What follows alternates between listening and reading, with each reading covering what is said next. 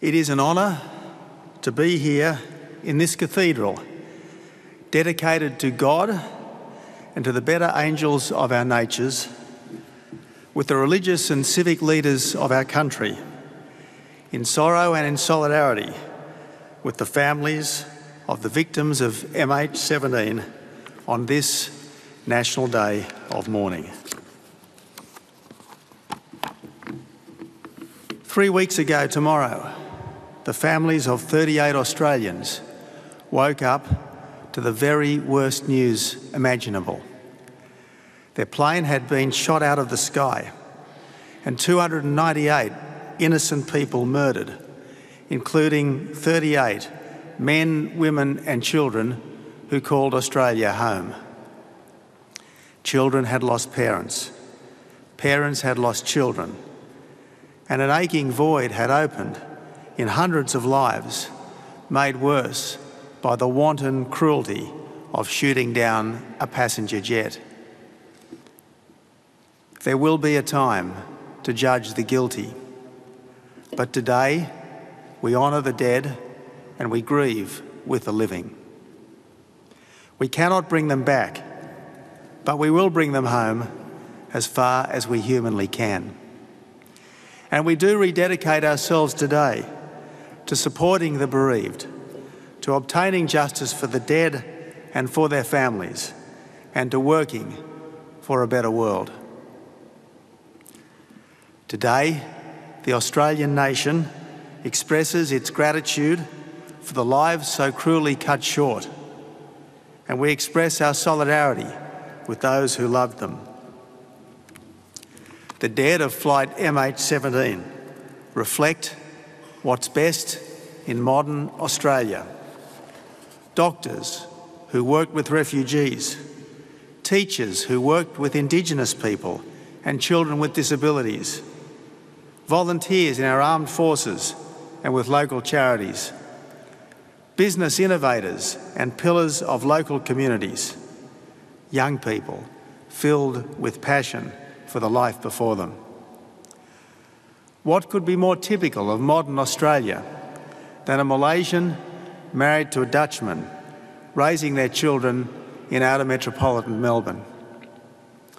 And what predicament could be more heartrending than that of a family now bereft of the children that are every parent's greatest joy?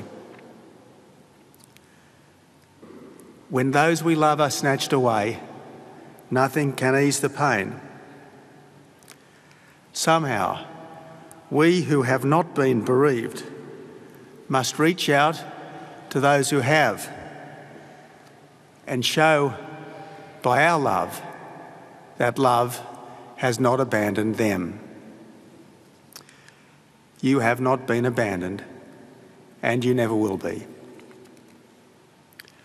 As the news of this atrocity broke, right around our country, friends and family began calling and visiting those whose world had been shattered. Within a couple of hours, consular officials were making contact with families to let them know that their country was with them in their darkest moments. Within 24 hours, hundreds of personnel had been mobilised in Canberra, and hundreds more were being mobilised to go abroad to bring home our dead with respect and with dignity. Hundreds of unarmed Australian police and military have been working around the clock to recover remains and belongings from a war zone. Because this is what Australians do in times of trouble. We reach out to people and do what we can to help. We try to create order in the midst of chaos, and we try to inject decency into the vilest of situations. We cannot fill the void in people's hearts. We cannot dull the ache of loss. We cannot resolve the mystery of needless suffering and death.